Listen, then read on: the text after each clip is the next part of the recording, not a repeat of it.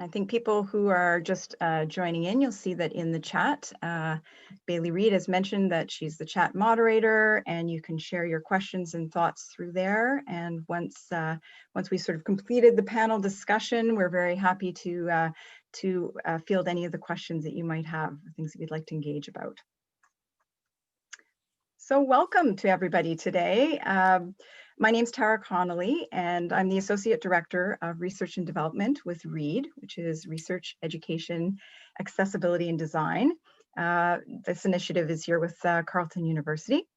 And together with the Paul Menton Center, we're really excited to and pleased to be presenting this panel today because it's really a topic that is extremely important and poignant, particularly in this time where COVID has changed up the situation for us on so many different levels.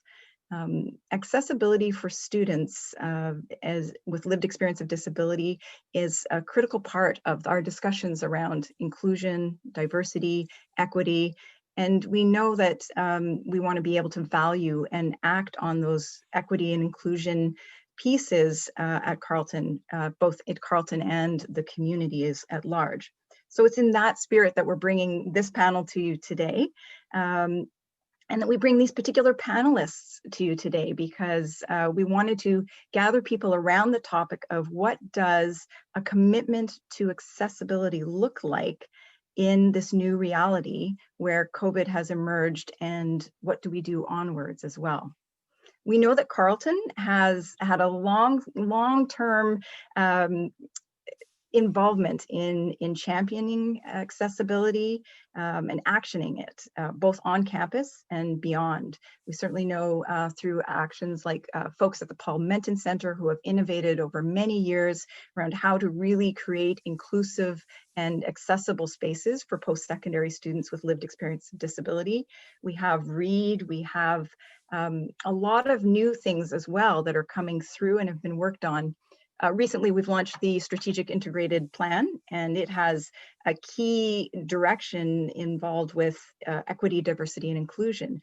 And some of the examples of that could be the coordinated accessibility strategy that's occurring campus-wide. We've got the work of we've got all sorts of faculty and students who are engaged in moving the discussions and the work forward around accessibility. We have also the people who, we have a Canadian Accessibility Network that's starting to get set up. So there's all sorts of indicators of this commitment, Carleton's commitment to accessibility. But we wanted today to bring together people who could start to have that discussion about what do we do to maintain that and to move it forward. What are the opportunities that we have? What are the challenges that we face right now due to COVID?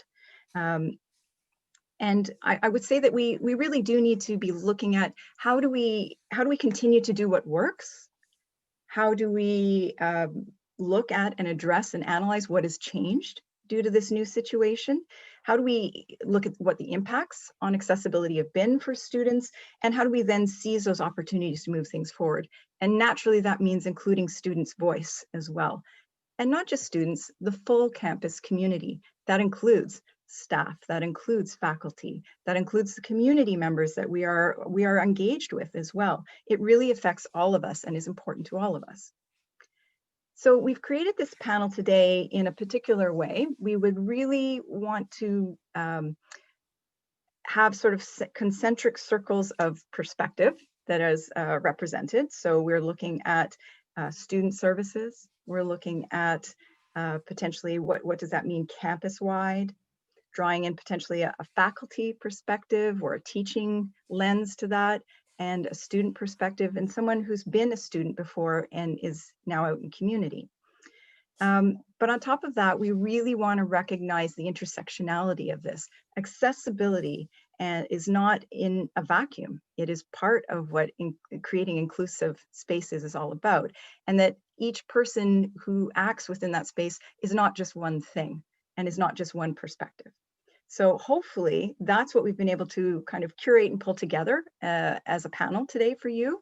And we're really hoping that you can see this as a catalyst for continued conversations on how we keep this great work going that we've already established at Carleton and move it forward.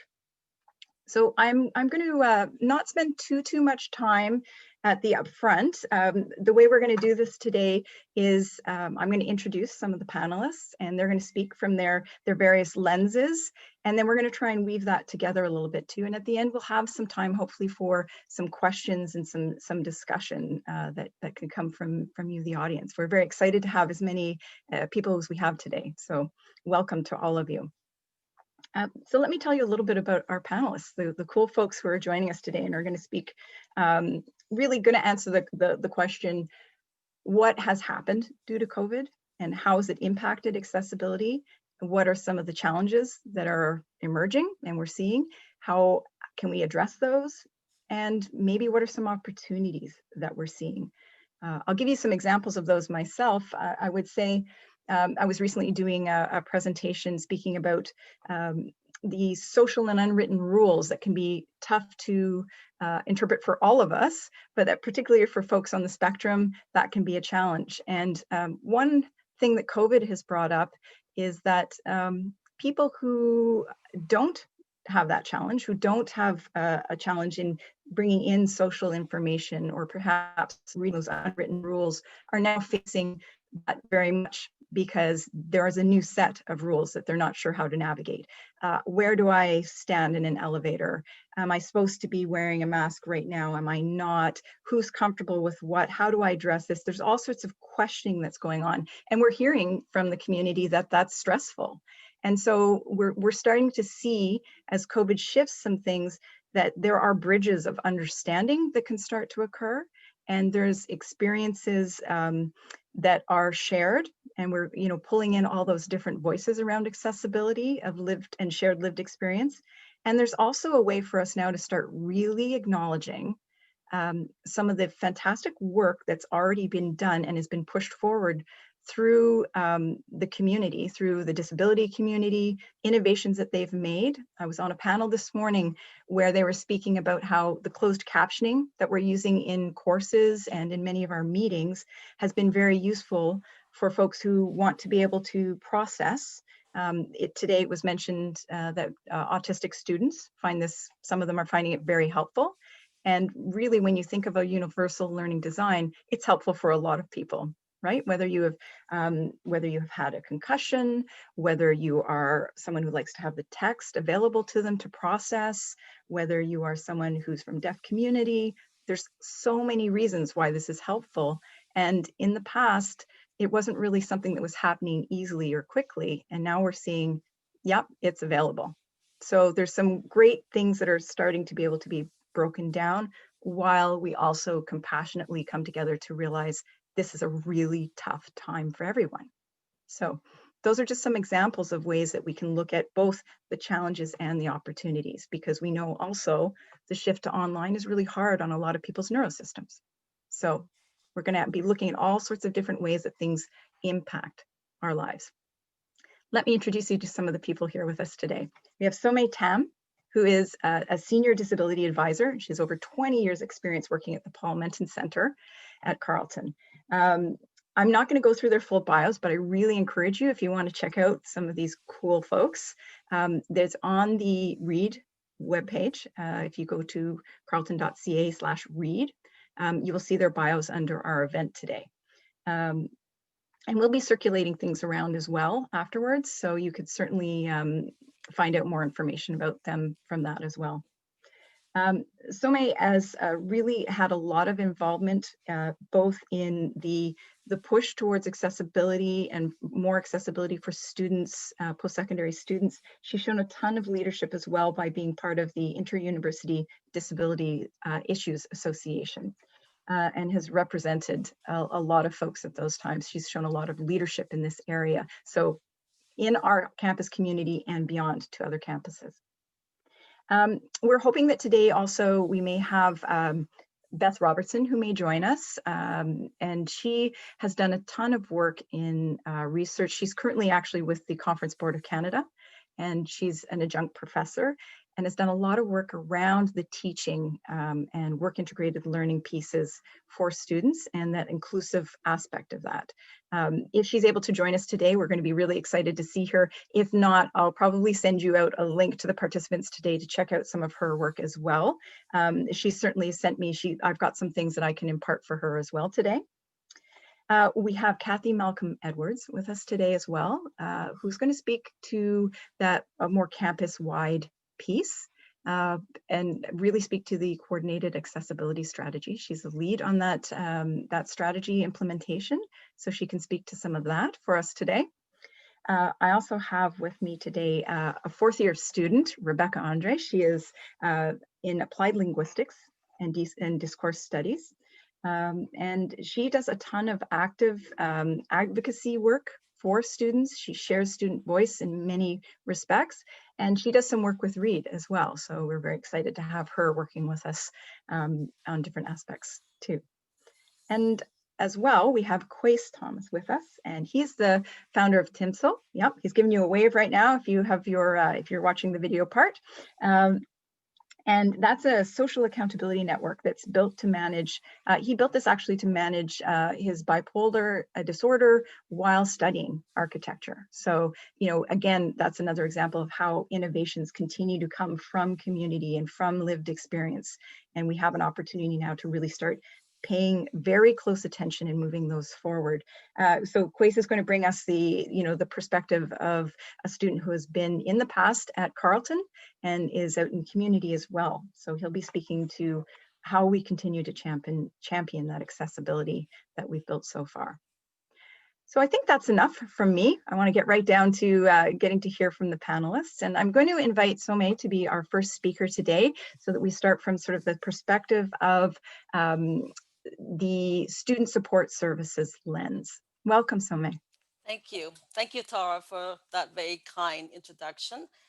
It is an honor for me to be here with you all today and to be participating in this very important, timely discussion on how COVID is impacting on accessibility as part of Carleton Inclusion Week.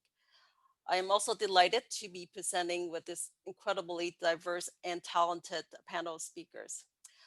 As Tara already mentioned, I'm a senior disability advisor at the Paul Menton Center. I've been in this position for 20 years.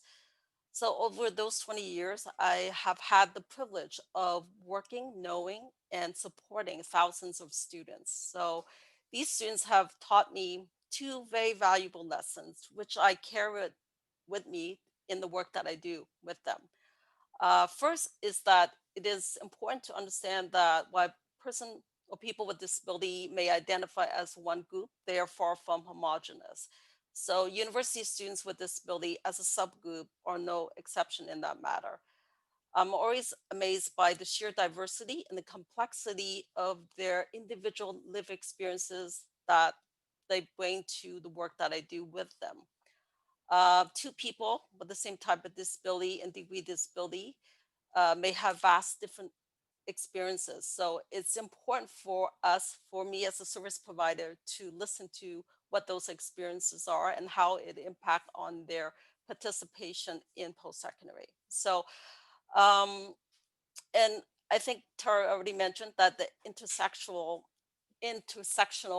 aspect is very important as well. You know, we need to look at the students as a whole person. They bring with them, you know, not only live experience of disability, but, you know, their experiences, you know, as, you know, from various background, gender, cultural background, uh, socioeconomic status, etc. So really, I try to look at the whole person and what they're coming into the picture and how I could support them. So that is what I do. So I think it's important when we talk about accessibility, we tend to think in terms of standards.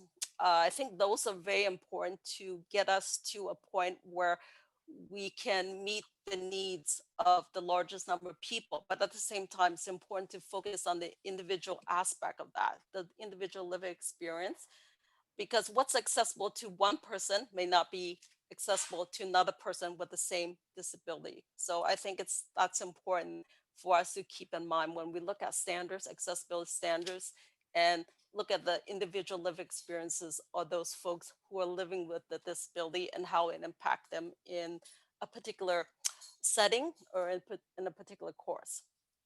So that is the part that I do. I find very interesting in my work, that individual problem solving, helping them to see where they're at and what are the options and resources are available to them.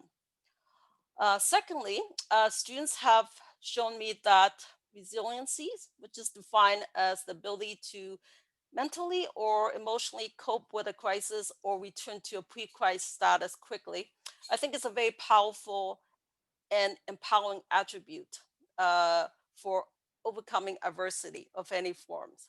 Um, some of my students, they tell me or I know of that they come from multiple adversities, but they use that adversity to, I guess, and use resiliencies to flourish in whatever they're doing. So I think for those are the key things I keep with me. That I respect, I need to respect the individual lived experiences, and also that they may come with resiliencies, which I then use to help them, navigate within the post-secondary environment. So I'm going to be talking primarily from the perspective as a accessibility service provider and also as a person with lived experiences of disability, which is physical in nature. You may not know this, but I do use a wheelchair to get around. So that's how I navigate my environment. Um, sorry, hold on. So specifically, I will be talking about three major impacts that COVID have had and it's continuing to have on the work that I do and on the experiences of students who are currently coping with living with the pandemic and also studying online.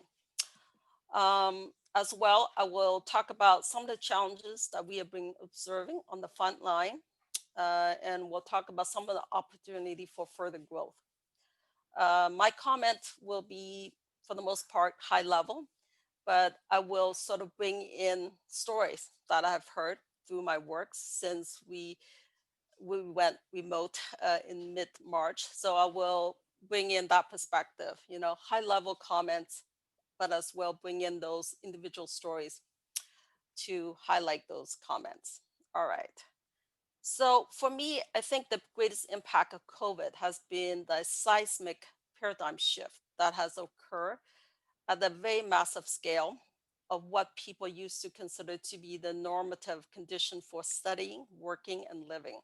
So this shift in perception was happening or still is happening at the global level. And we see this filtering down to our immediate Carleton community in the middle of March when our entire community shifted and pivoted to studying, teaching, and working remotely from home as the number of as pandemic restrictions were imposed in the city and across the country.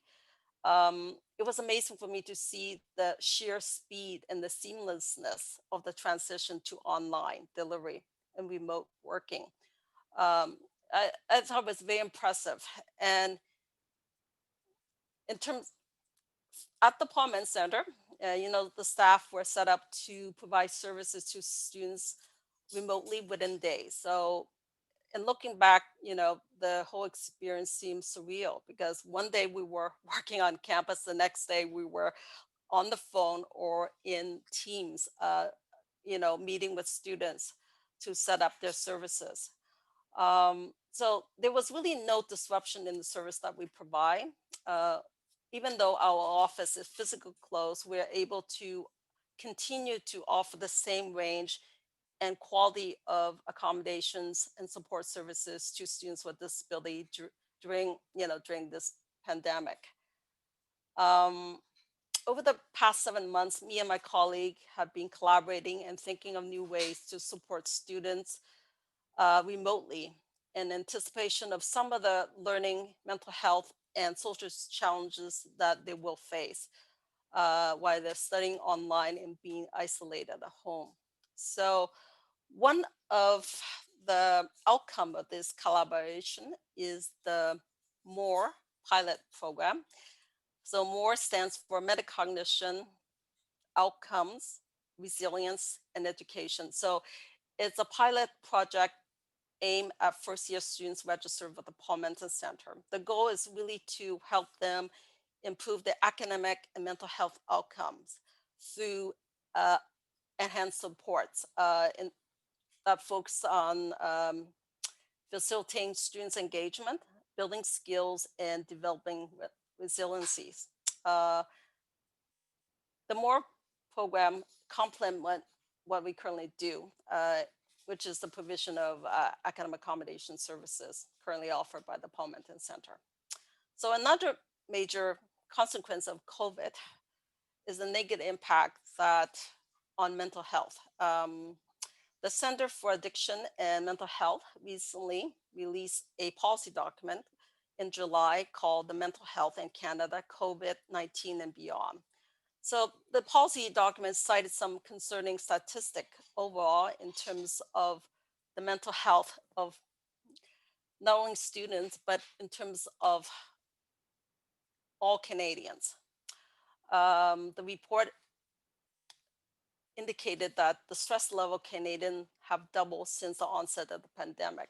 So people are struggling with fears and worries about their own health, the health of their loved ones, their jobs, and then their financial security, as well as the social isolation due to the pandemic social distancing measures.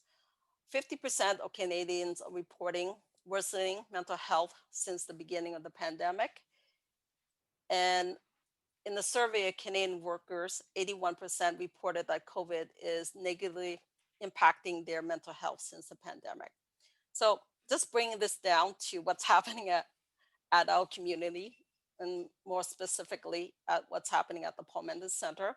So we're hearing stories from students through our daily meetings with them. So they've been telling us that, well, what we observe is that for some students who are being previously diagnosed having mental health condition, they're reporting worsening of those pre-existing symptoms.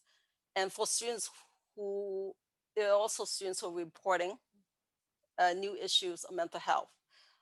So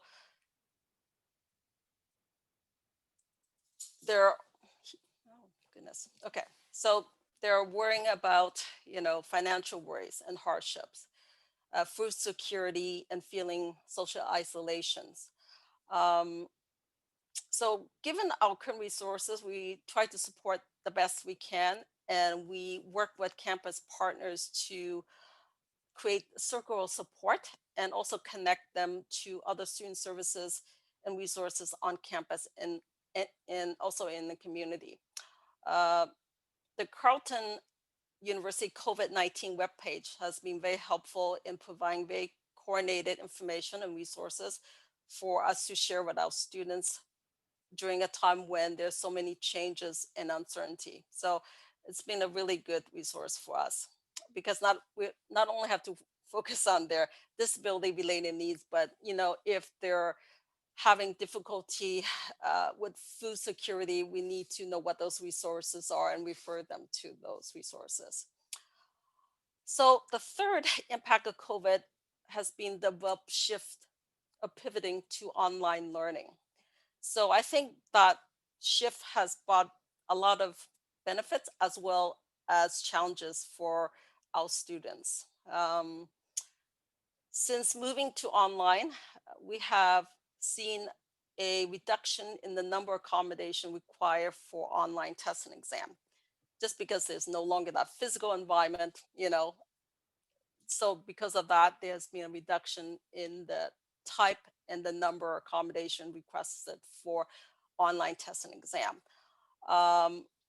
But at the same time, we are seeing, there's other challenges. I think I attended the same presentation this morning by two researchers at Carleton. They presented some excellent, preliminary findings on COVID, pre-COVID versus during COVID impact on of online learning on students who are on the spectrum. So really, really good information I came out of that. Thank you for.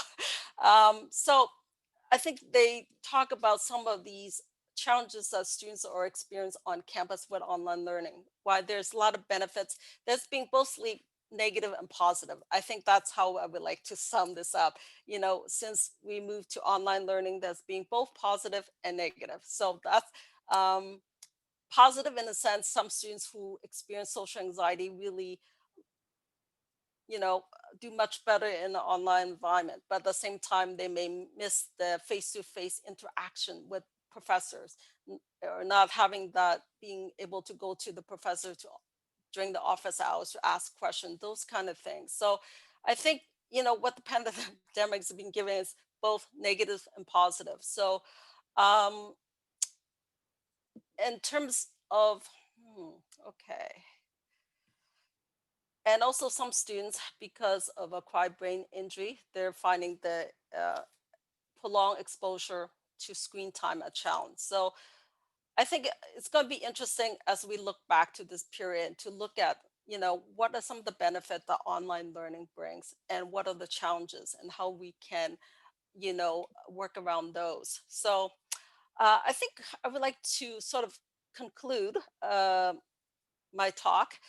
The word crisis in Chinese is composed of two characters, one representing danger, the other opportunity. The COVID pandemic has presented us with plenty of danger, plenty of unprecedented health, economic, and social changes and upheaval on a very colossal scale.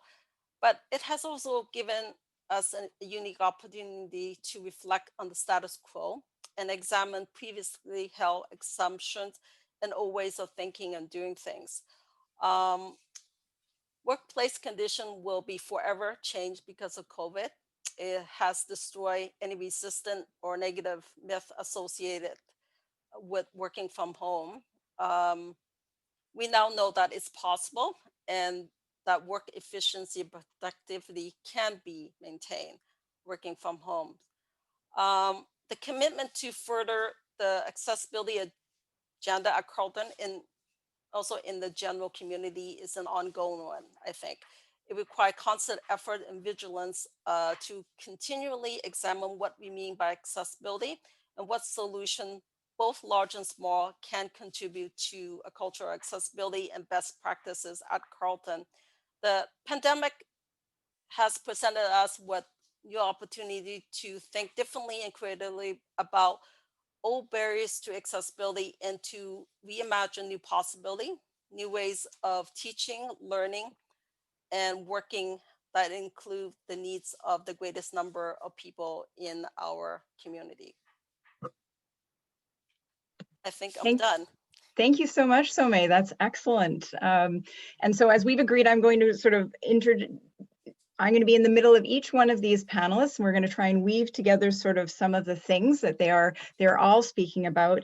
So one thing that I heard from you, Somei, that I thought was really, really interesting was that notion of accessibility being very linked to connection and connecting people and connecting them to potentially to the right services at the right time. And the way we do that is to recognize that intersectional nature of people's lived experience and that things change. They are continuously changing up. And right now we're in a sort of very high speed change, which is very difficult, but that we can also learn that they are constantly changing, and we do need to have our services be nimble enough to respond to those changes for people and really actually make accessibility the norm. In order to do that, we have to be willing to shift and change at all times around that. So getting a chance for our services to be able to do that is quite crucial. So I think that notion of also some myth busting that's occurring right now is also really important for us to keep in mind.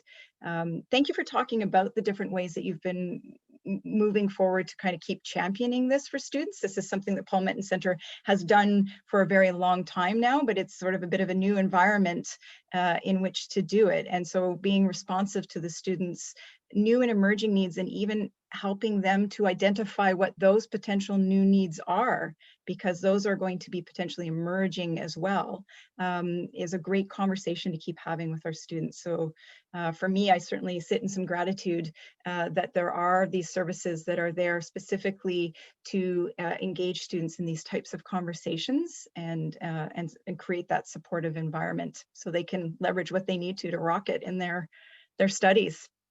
Yeah, thank you, Somei. So we would like to now go from the student support perspective and maybe shift into a little bit of the teaching perspective. And Somei, you brought that up too, right? Those notions of how we either accommodate, how we adapt, what we do when our different formats are perhaps impacted by COVID or any other sort of changes in environment, and how do we continue to create spaces where students are able to engage in multiple different ways. So I'd like to invite Beth to bring her part to this panel and chat to us a little bit about the research she's been involved with and some of her reflections on what it means to continue championing accessibility from the teaching perspective. Hi, Beth.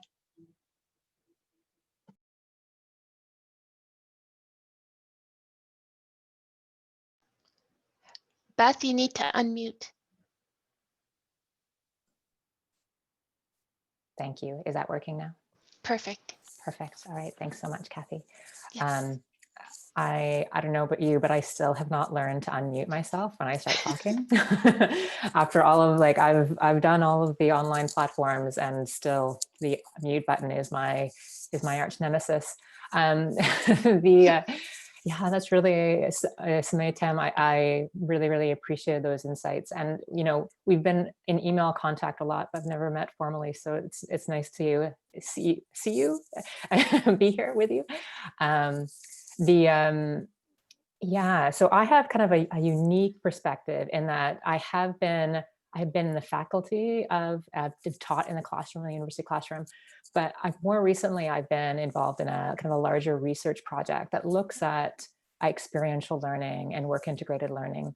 And one of my passions when I was a faculty member is to bridge that gap between the classroom to the workplace, especially for our students' disabilities. As statistics will tell us, a number of more and more people who identify as having a disability are getting more access to higher education, but they are still woefully unemployed.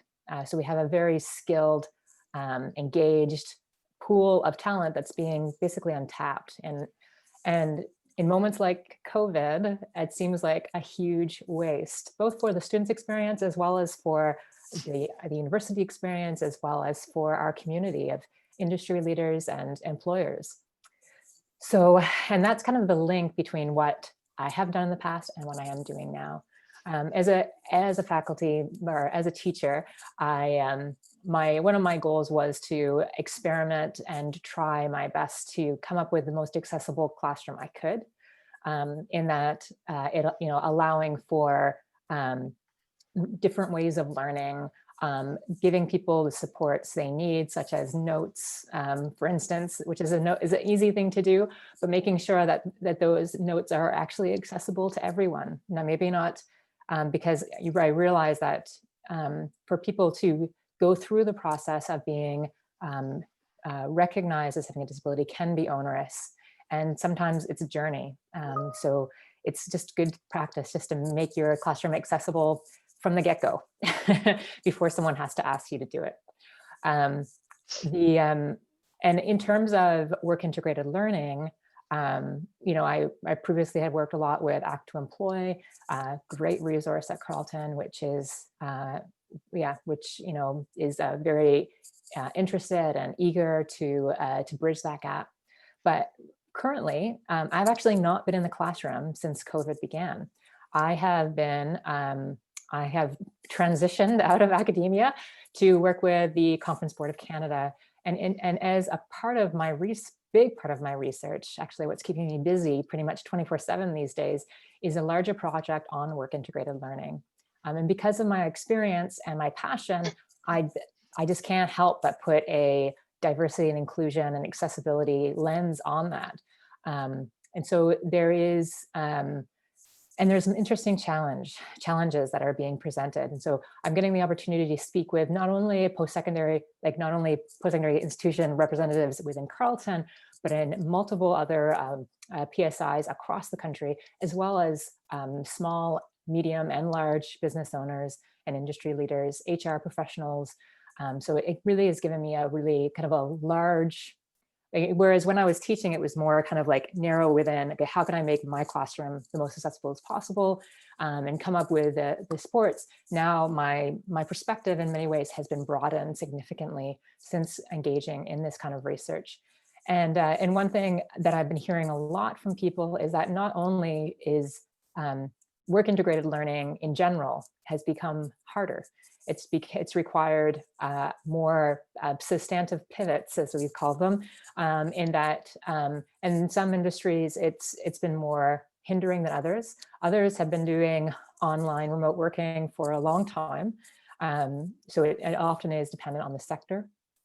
But in terms of hiring students with disabilities in a kind of a work integrated learning project, my direct experience while at Carleton with that was a number of avenues, but probably one of the most memorable was actually working with Boris, as well as Chantal Trudel with the School of Industrial Design on an applied research project, which included students with disabilities and students from history, students from industrial design, to develop recommendations for accessibility for electronic payment terminals.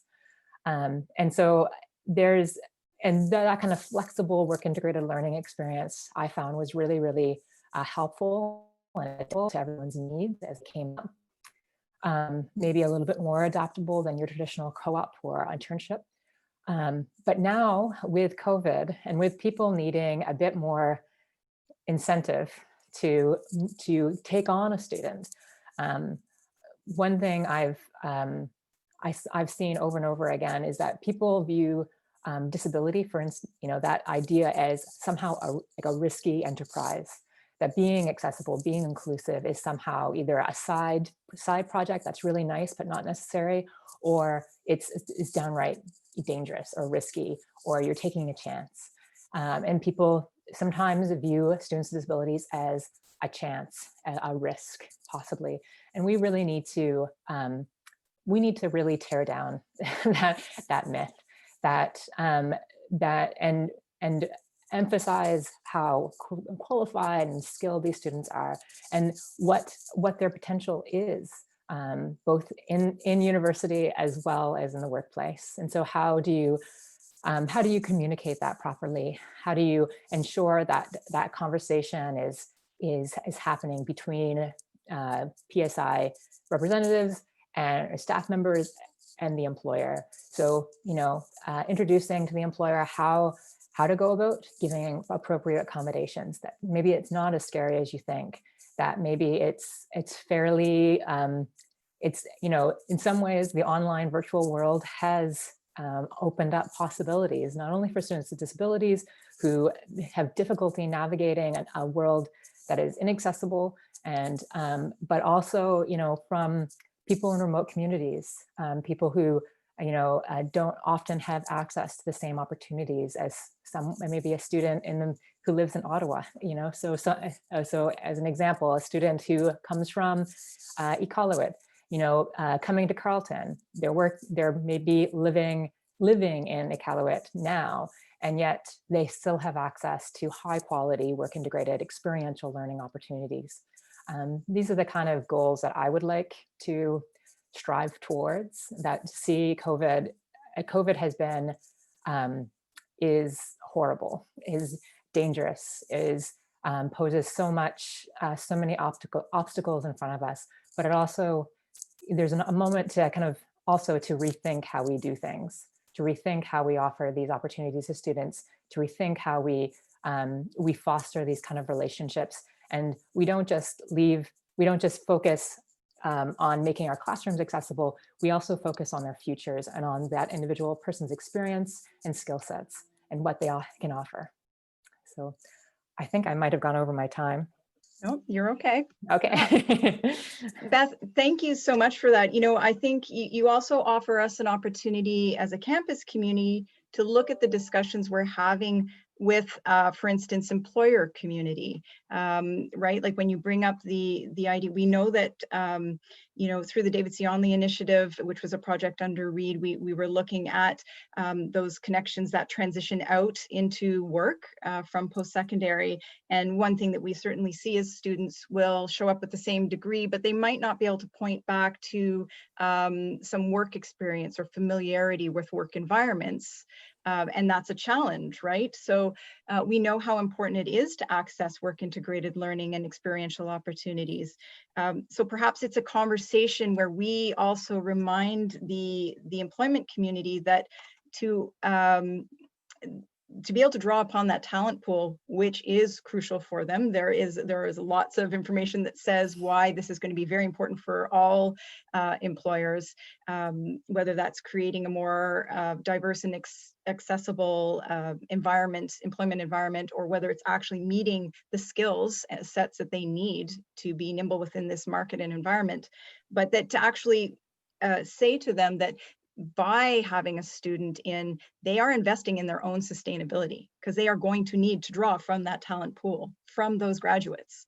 And actually they are building connections, whether it be that student or just what they're going to learn from within their own environment from engaging students from all sorts of different experiences.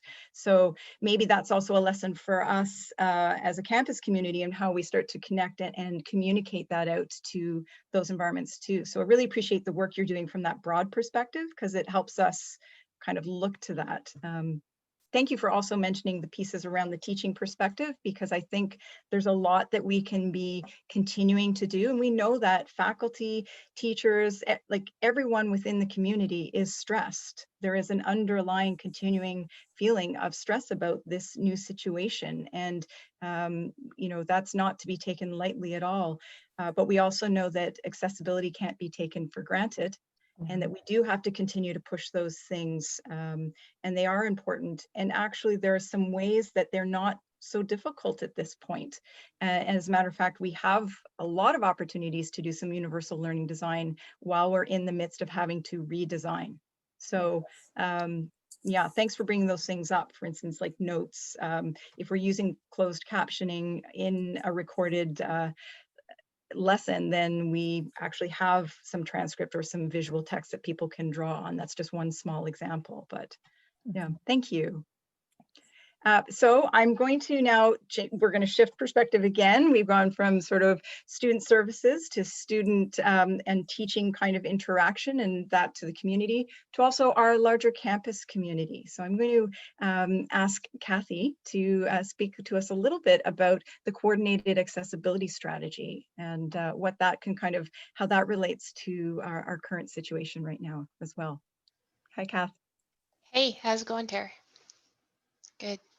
Thank you so much for that. I am really honored to be here speaking on this panel today, and I'm very humbled not only by the other panelists, but I'm looking at some of the names of people that are attending, and I just think, wow, such a privilege.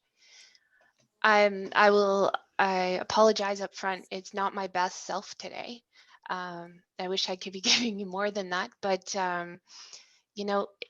it's a really good learning experience as well in this this world of accessibility. I have living experience of visible and non-visible disability, and then sometimes you just get a cold or get sick, and that happens on top of it. So I'm going to try to provide you a bit of a perspective.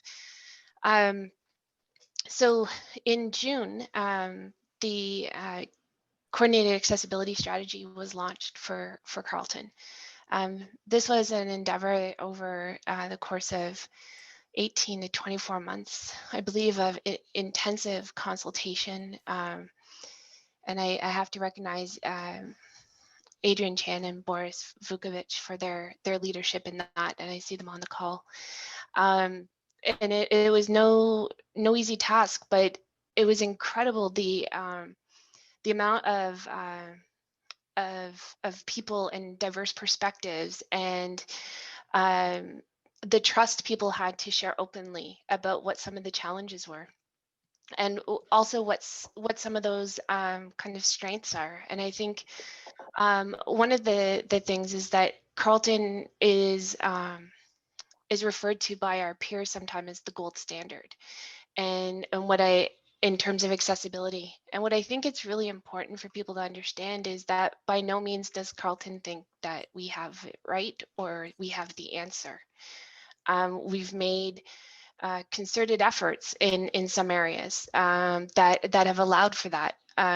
You know, strictly the nature of the fact that we have our tunnel system means that we are perhaps more accessible than some, but that doesn't mean that we're accessible for all.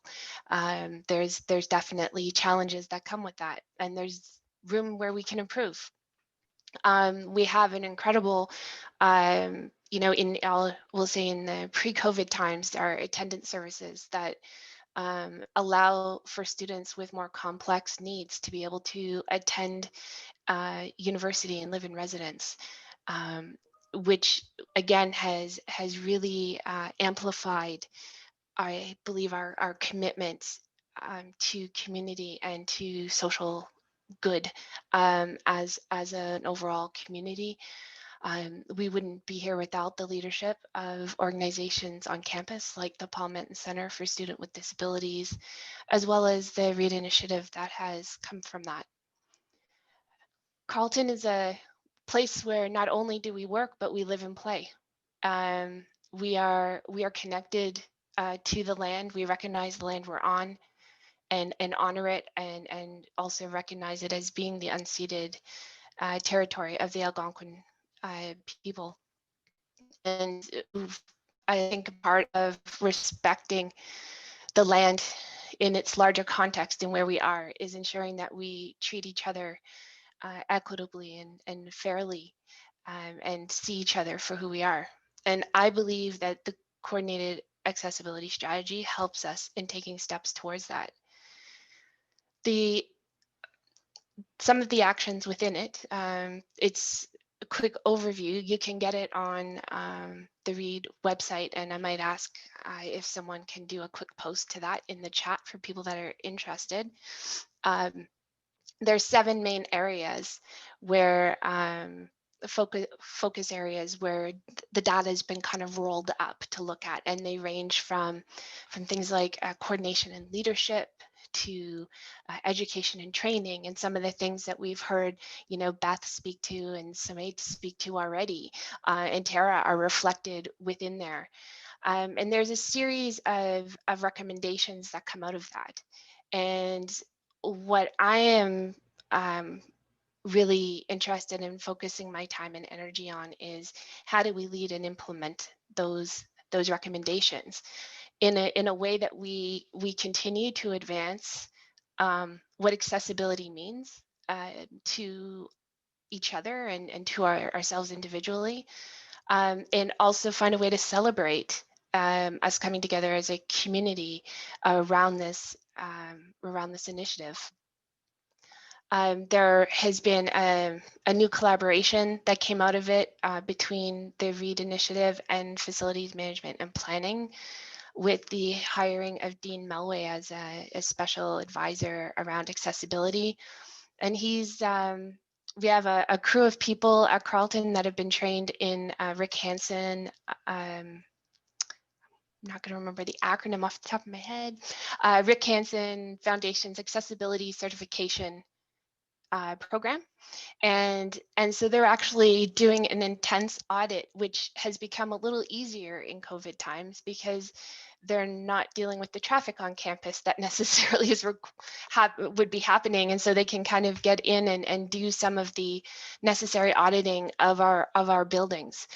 We were very fortunate to also receive, I think, I'm not sure how to put it, not receive, but be able to offer the training around Rick Hansen as well. So that is an opportunity that is on campus where individuals have been able to take training in it and become certified, but it's also offered to external community members as well. And we're in the process of seeing how we might be able to make that a more virtual experience.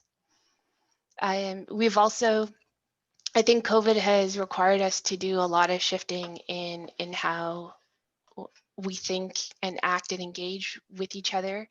I noticed that the shift hasn't been easy when we've been reading the research, whether it's at Carleton or other organizations. Workers are struggling with this decentralized infrastructure, if you will. We no longer at Carleton have our physical campus. We've got thousands of little campuses that happen to be in our workspace, in our homes, and this has allowed for somewhat of a more blurring of our virtual and physical campus, which used to feel a lot more distinct, where now it starts to become more this homogeneous kind of thing. When we think of what campus means, it's got more multi-dimensions. I was in a talk that Tara was giving in a class that I'm taking, and she brought up this idea of moving away from kind of these linear concepts of spectrums and more like a constellation and multidimensional. And I think that's really how campus is starting to kind of evolve. It's really a lot more of a contextual kind of want to kind of like an orb, spin it around and experience it. And it's not, I think it's extremely important to note that while there has been a lot of advances for people with disabilities who now, I think that it's been an equalizer, the pandemic, in some ways of, listen, it's, so-and-so has to work from home once in a while, where now we're all working from home. And it's like, wow, it really is possible. And so it's exciting to celebrate those moments, but also honor the challenges and the disconnection and isolation, the overwhelm and stress that people are dealing with in recognizing these aren't normal times. So it's also there's this intersectionality when it comes to disability, and I think Somei spoke very well to it as well, speaking in that we're wholeness. We are whole. We're not separated. I am not just my disability. It is a part of who I am, for sure, but I'm all these other things. The pandemic has also noted that, in particular, if women have children at home, women are often at a higher disadvantage of being able to find dedicated workspace, because it's usually the kids getting the space first. And what does that mean as an employer if you can't have that space for someone to concentrate and focus? What are the supports that employees need in order to provide the best experience for students?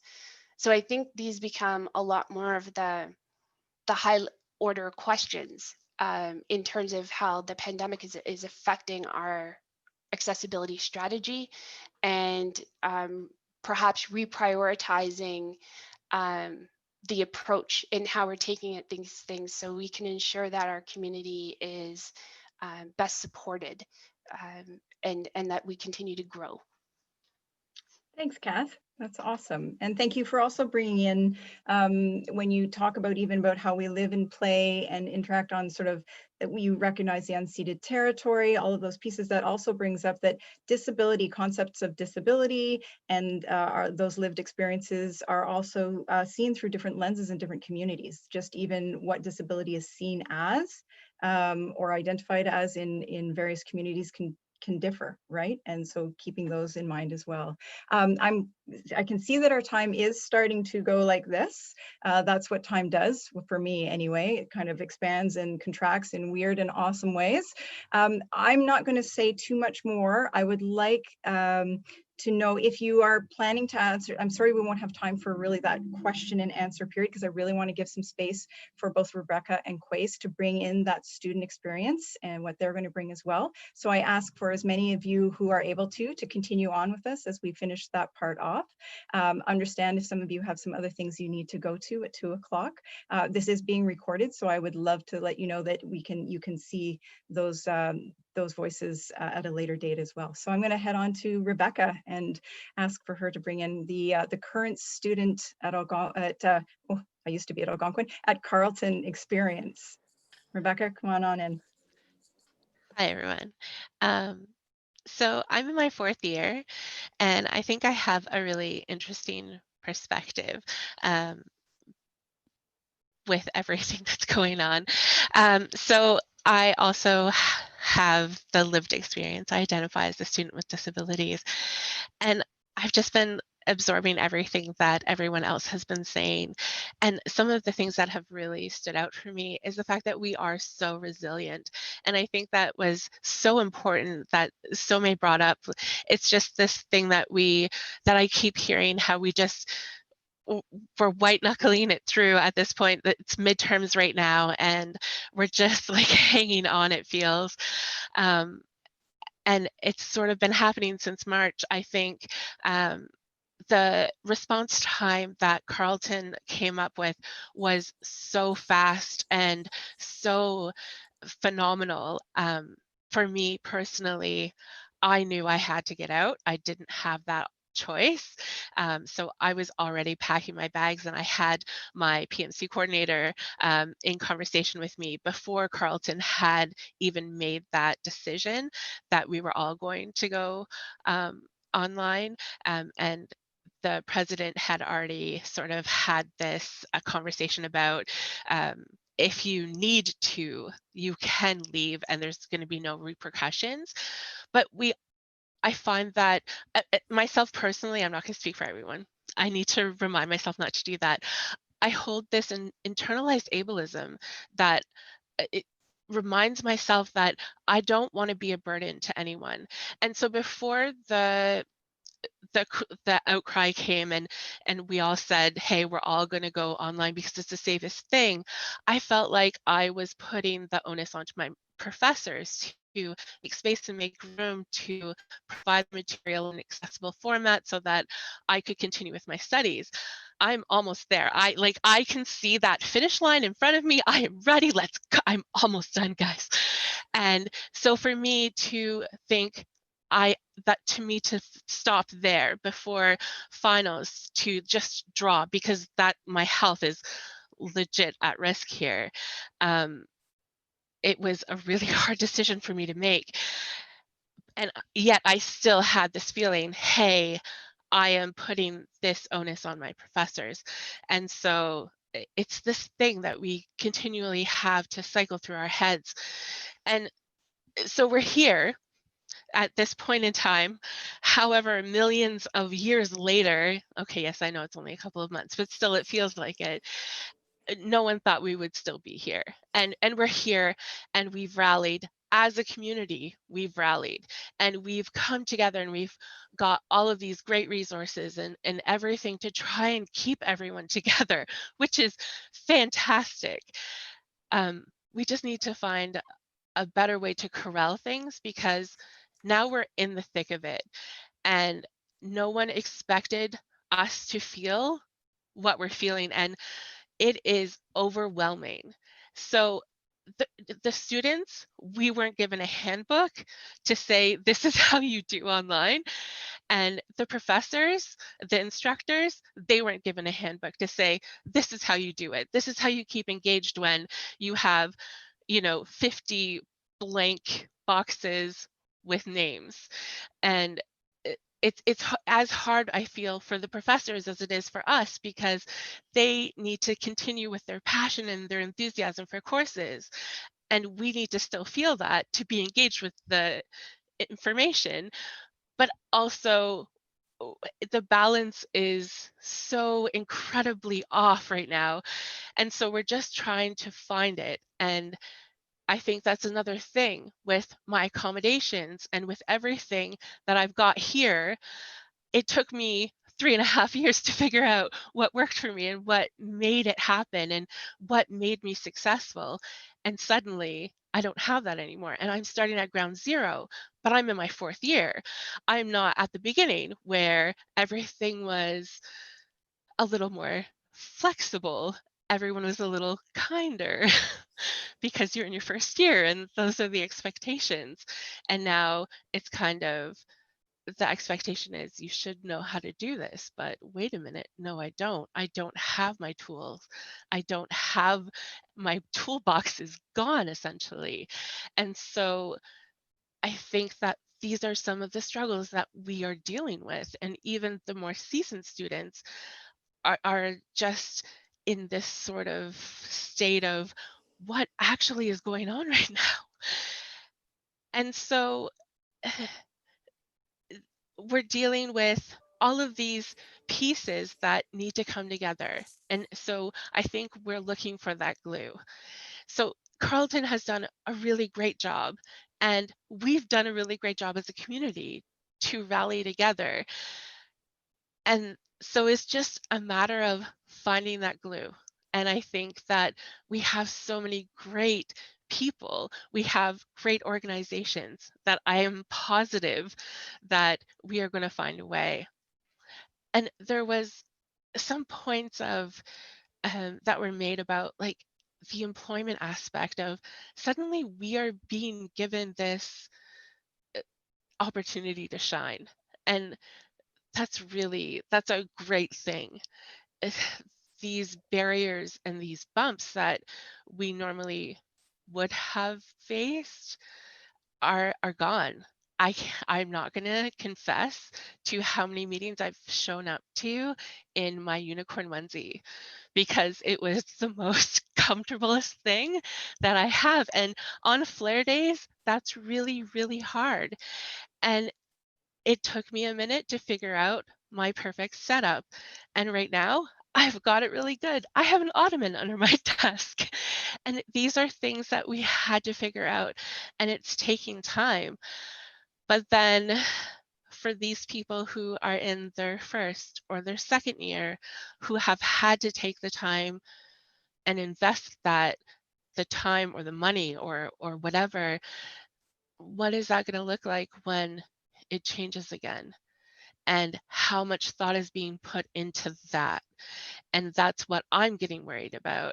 And these are concerns that I've put into the simple fact that I haven't applied for grad school yet, and I'm not going to until the world comes down.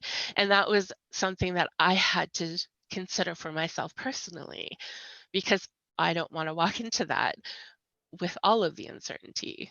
And I think that these are things that we need to consider because it took me a long time to figure this out. And so are we going to then, once we have our 1st and 2nd years who have this situation sorted, are we going to take them out of that and then expect them to go back to in-person class? What is that going to be? So that's just some food for thought that I'd like to leave you guys with. And that's all I got to say. That is awesome, Rebecca. Thank you so much. I'm glad that we have, by the way, I think I said that won't be time for Q&A, but there probably will be. I want to make sure that you both have, though, your time to share those things. Thanks for bringing the idea of that glue, because I think part of what we're doing today is a bit about gluing, so to speak, because you mentioned that it takes time to figure things out. And so that time to figure it out, as we get those different strategies, sharing them is going to be deeply important, right? You're absolutely right when you say something like, for instance, if someone has ADHD, traditionally in a classroom, we don't look at all of the people in the class at the same time. If you happen to be on gallery view, that's what's happening for you. And so just even some tips and hints around, go to one speaker at a time. That's going to help you with your focus potentially. But those take time to learn, and we have to be communicating those out. So thank you, because I think that's a really important, actionable thing that everyone here can do, is share what they're learning through their own experience and through their experience with accessibility practices as they're going along with it. Super important. And to have that that student voice is, I think, incredibly important. And I noticed your compassion with understanding that there's also just how are we being compassionate with each other as humans. Whether we locate as a student, a first-year student, a fourth-year student, a prof, someone in the staff who's supporting, everybody is having to continually pivot with this. So it is important to keep sharing those strategies for what's next too. Yeah, thank you so, so much. Quayce, I would really love to have your perspective as well. Quayce, you've been here at Carleton in the past, and I know that when we spoke preparing for this panel that you were excited to bring some of the elements as well around both that sort of resilience and coping, and what having accessibility championed in an environment where you are is both important, but we can never take it for granted, right? So I look forward to hearing from you too. Welcome. Thank you. So hello, everyone. My name is Quayce Thomas. I'm the founder of mental health technology startup, Timsel.com, and a contributor to the body of research, education, accessibility, and design of technologies to support student mental health. Today, I'd like to share how the services you heard about in the previous presentations actively supported me in discovering my potential and some lessons that I learned through my time at Carleton that may help you broaden your definition of accessibility and to encourage you to use what you already know to turn the challenges you're experiencing in this pandemic into an opportunity to pursue a higher education at Carleton. So, in 2011, I went to Carleton to become an architect.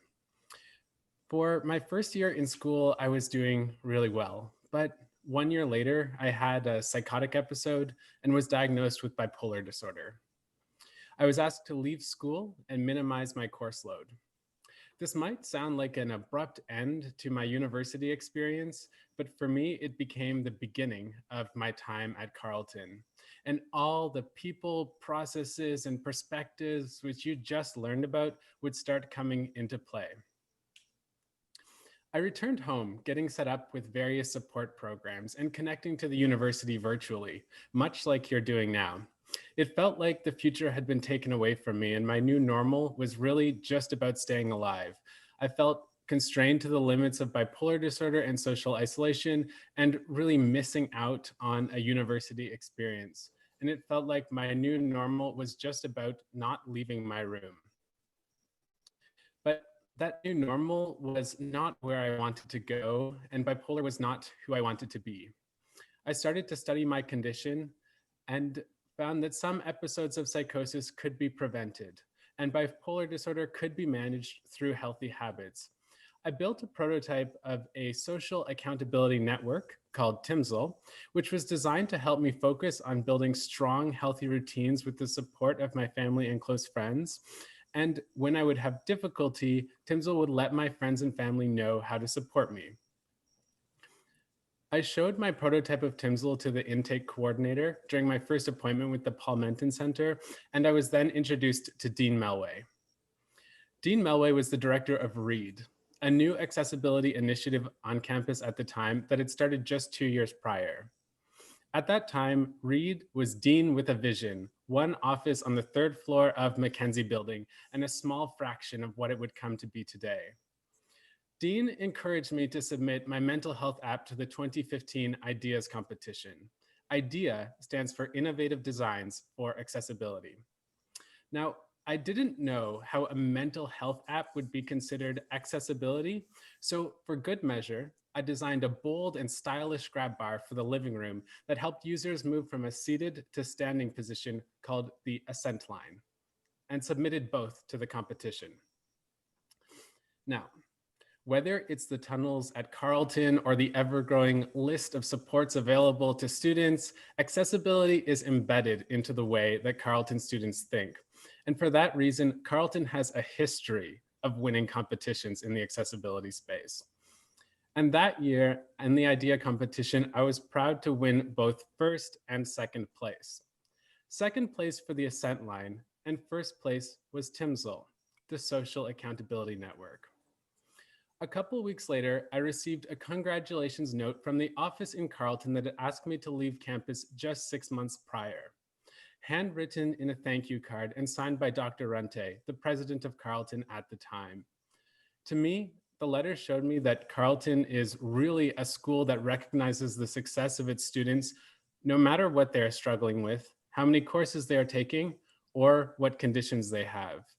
And to me, the two ideas that I had submitted, the mental health app and the grab bar, represented a big contrast of what accessibility meant to me at two different points in time, before diagnosis and after. The grab bar was a very literal interpretation of accessibility, such as 1500 millimeter turning radius for wheelchairs, high contrast signage, and closed captions on video. But a social accountability network was something else, an idea that anybody should be able to move forward and become who they want to be. And that accessibility was really this mindset of designing these products, processes, and policies that allow us to focus on our goals and discover our potential without being limited by the things we created.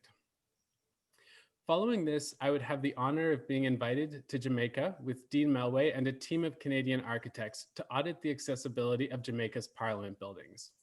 There, I learned that making a Parliament building accessible was not about widening the hallways, it was about opening up what happened inside that building and enabling people who had never taken part in politics to hear, see, and experience what happened in their country.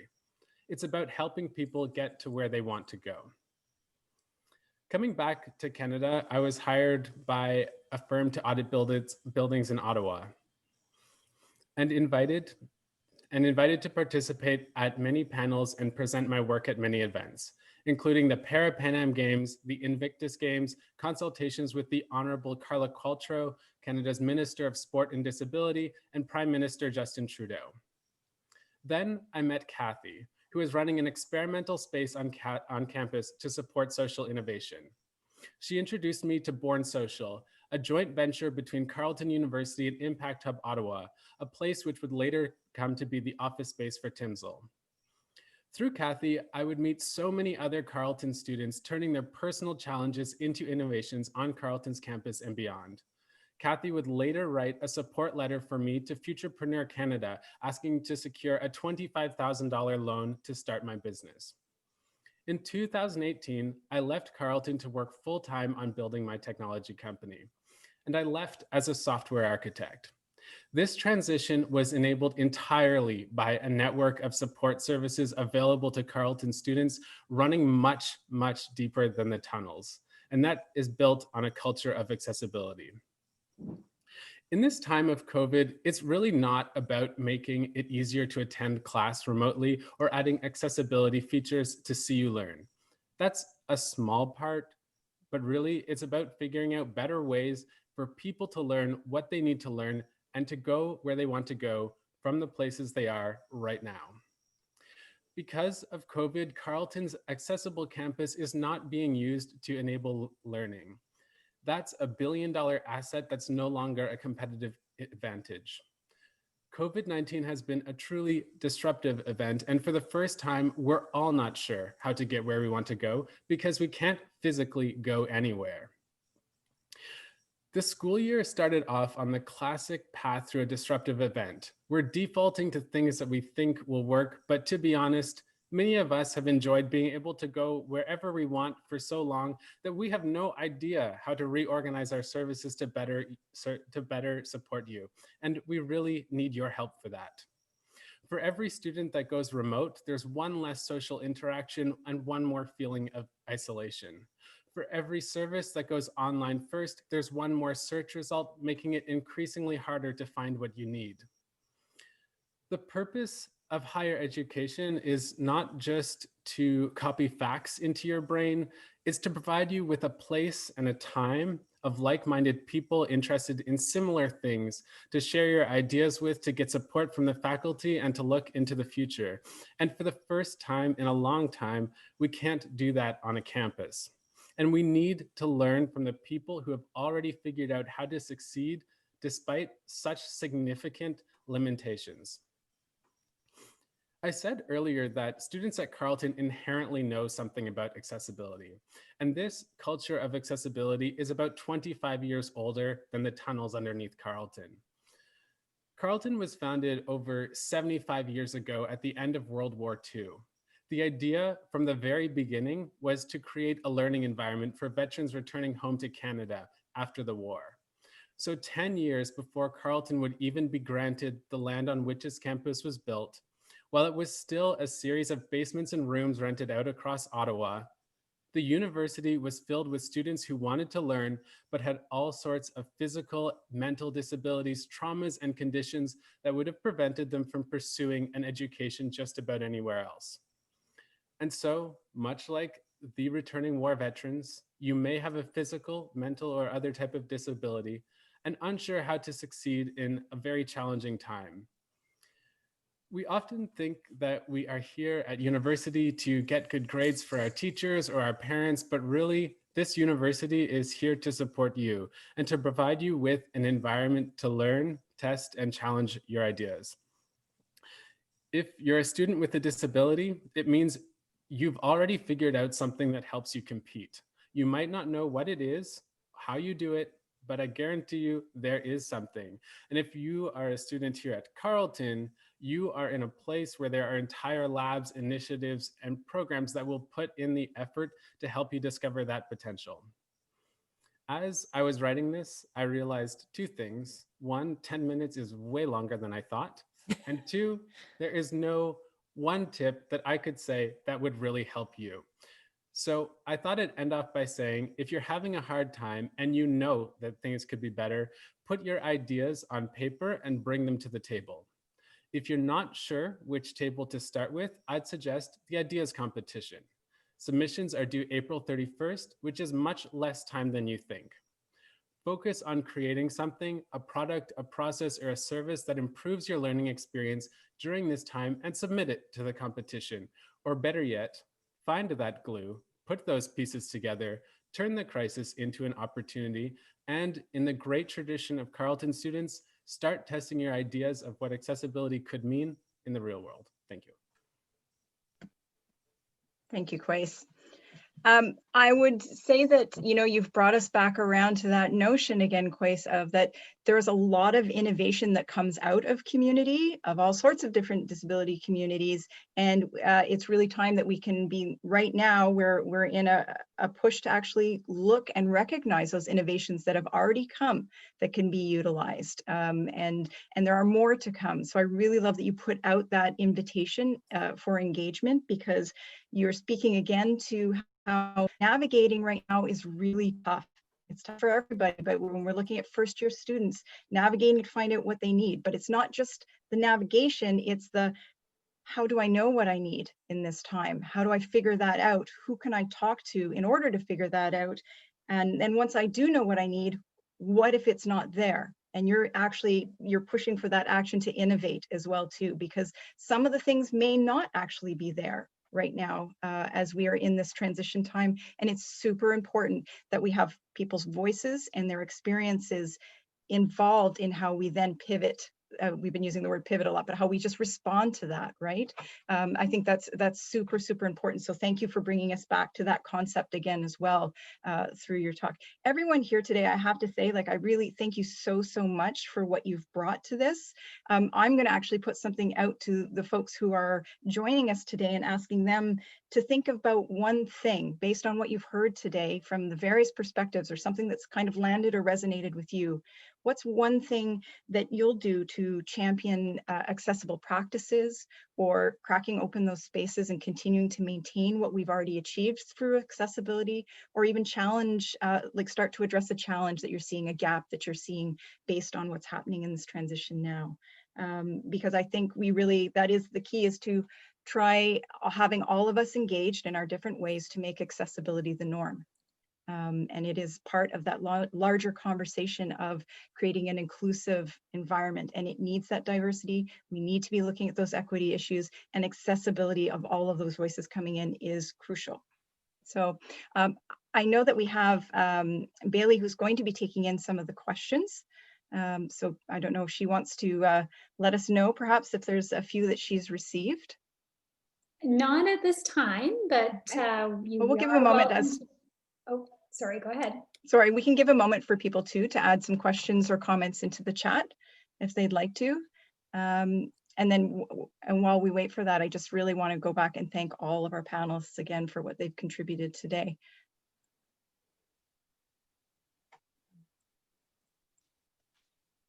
Tara, it's Kath. Maybe while we're Mm-hmm. waiting to see if I'm going to throw out there if people take Quayce and Tara up on that call to action, and you're doing something around accessibility, feel free. I'm going to put my email in the chat.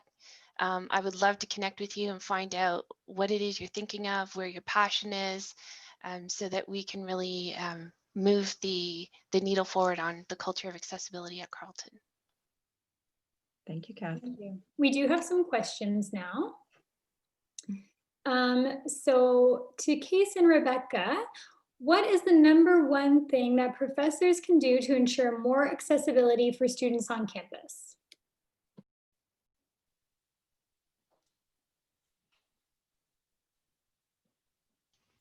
So we had agreed earlier on that I'll sort of fly it to people. So why don't we start with Rebecca, if you'd like to sort of offer something. Quayce, you're also welcome to after Rebecca has put something in too, because I see Professor Kazmierski has asked a very poignant question. Okay. So I think that this is something that we've been talking about a lot amongst the student groups. It's really simple, I think, but and it doesn't involve coursework, and I think that's what you're actually looking for, which is interesting. But it's something that goes back to the culture of accessibility, and the things that we're lacking the most is that sense of the social interaction, the sense of community, the sense of connectedness, especially now. And I don't know if anyone else is aware, but if the classes are done in Big Blue Button, the chat features have been turned off, and there's probably because of some misconduct that has happened, and not going to go into that side of things.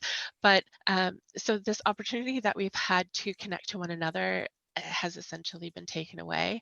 And so this thing, if we can start using a little bit of time at the beginning of class to advertise things like your society, and where they're meeting and how to get in contact with them, and making sure that you're giving out information to where to contact certain things like CSAS, and knowing the information of writing workshops, and just having a hub of information in each individual classroom.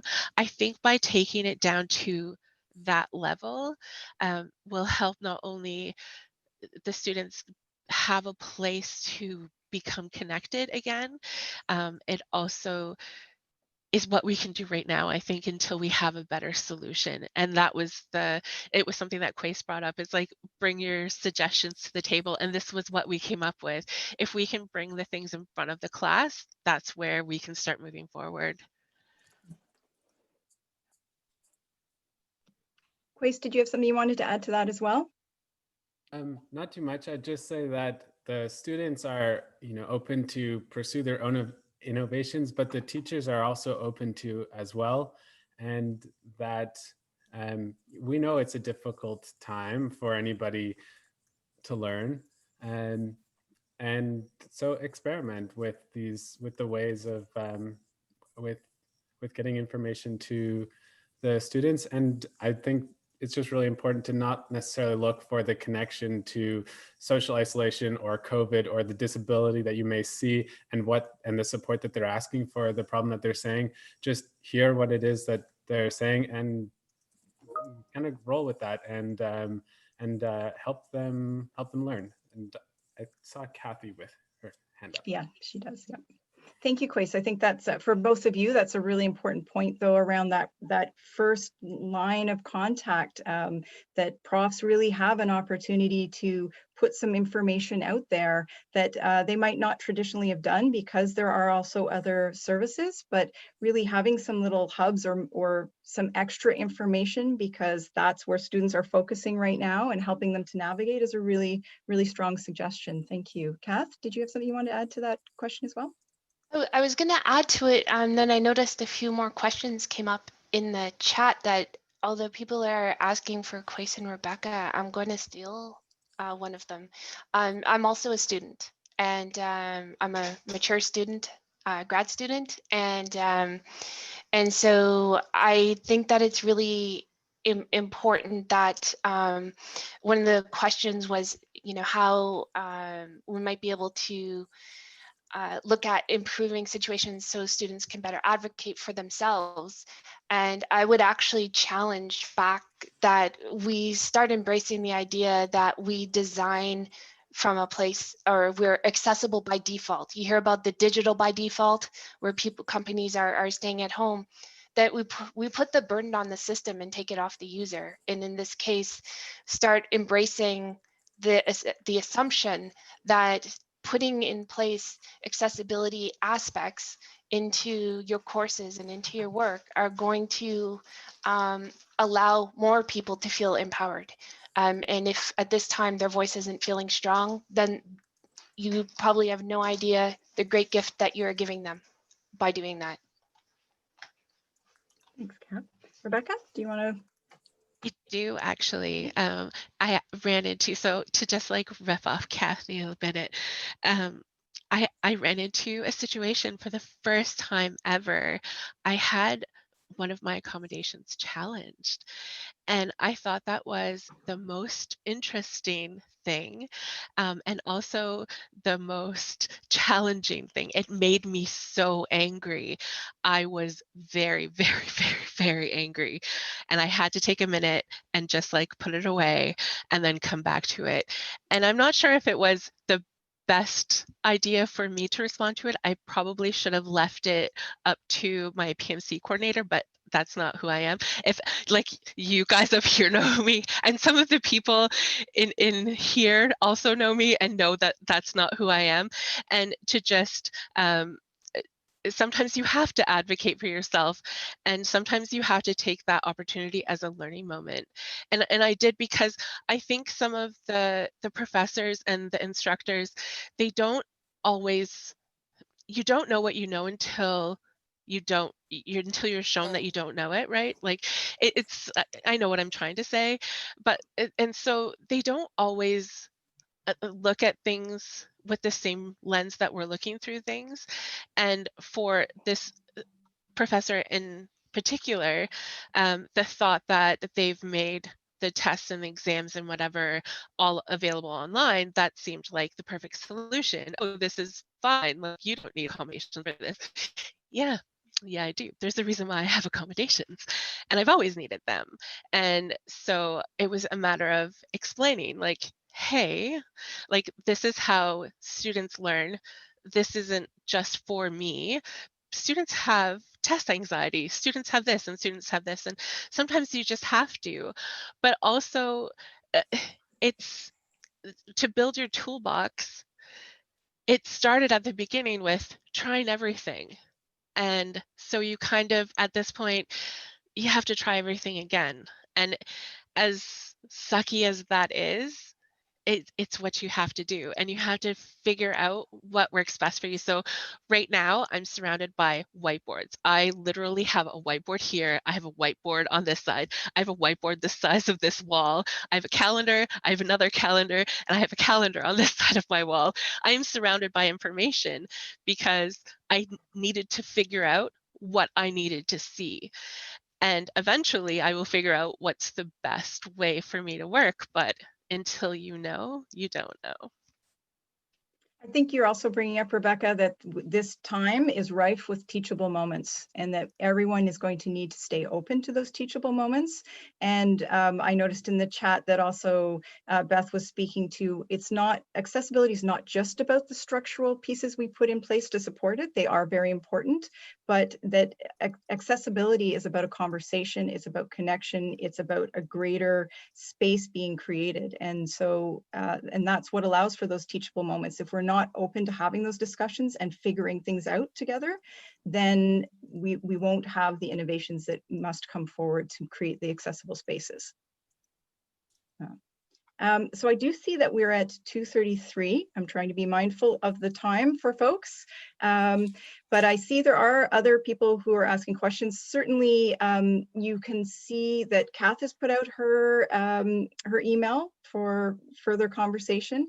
I can invite any of the other panelists as well to do so, or you can see their bios on the Read page as well and connect with them through that. I know that all of them from their varying perspectives, whether that be sort of the research lens, the student support lens, the student voice, or the community connection and campus connection to how we live this experience together to move accessibility into the norm is, I think, really important to all of our panelists. So myself included, you're welcome to reach out to me as well if you have any questions that you'd like followed up on. So I want to thank everyone for today and really honor you for the information and the, I would say, inspiration and the innovation that has come from each one of the different perspectives, because I think they've each acted as a catalyst on those levels for everyone where they can think about what's possible next as we continue to move forward in this. Thank you very much to the folks too who allowed us to do this panel today too. We're really excited to be part of this week, and all the people who helped keep it organized for us as well. A real shout out to the folks on the Read team, Moira, who helped us get this all together and invite the panelists, all of it. So Kath, did you have something you wanted to say? Nope, I saw you unmuted there. So, so for all of us at Read and PMC, thank you very much for joining us today for this panel. We see this as a catalyst for continued conversation, not the end result nor the beginning, but really we're in process of continuing to talk about accessibility. We want to keep this conversation really alive and going throughout our community. Thanks very much. Take care. Bye.